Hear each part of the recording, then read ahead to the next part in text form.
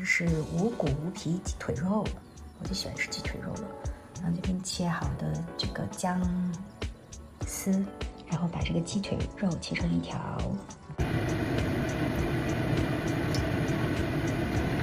这个是葡萄籽油。这边呢，我在煮水。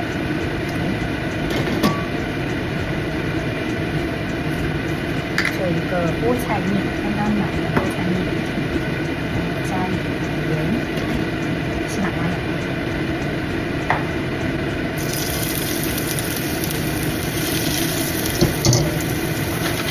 是这个大头花的菠菜刀削面，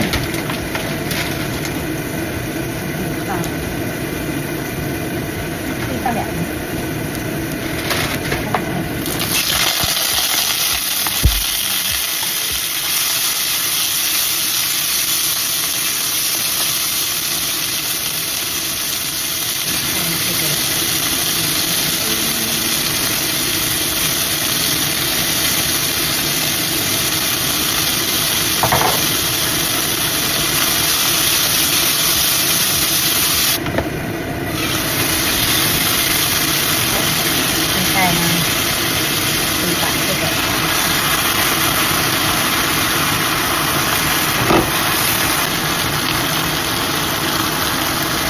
加一点点那个美极的那个叫什么进气签已经加了，所以不要再加太多。我很少买这种芥蓝也好啊，油菜心也好啊，这种是我平时很少买的。我觉得咬这个东西比较麻烦，但是呢，因为我最近不是在咳嘛，这个姐姐呢就给我推荐说，让我最近只能吃这2种菜，然后呢要加姜进来，当然酱油其实是可以调的。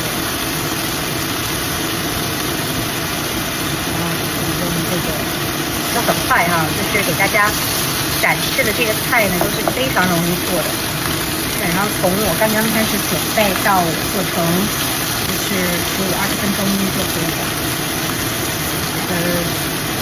这种又好吃又健康当然我的这个肉鸡肉是鸡腿肉，我比较喜欢吃鸡腿肉，我觉得鸡腿肉味道比较香，鸡胸肉没有味道。那你鸡胸肉还得准备，还要腌。有的时候我比较即兴，我想要吃什么我就吃了，我就觉得还要准备比较麻烦。看，是不是很漂亮？鸡肉一定要确保它是熟的。其实我刚刚先炒的那一轮呢，就是肉有肉在的这个菜你一定要先做肉，做完肉之后再放菜，基本上这样的话就一定是熟的，稍微一焖一下就可以了。关火，大家看，很漂亮啊！可以了，这是我今天晚上的晚饭，芥蓝苗配鸡腿肉，再加菠菜面，15-20分钟就可以搞定的一个晚饭。我要开始吃喽。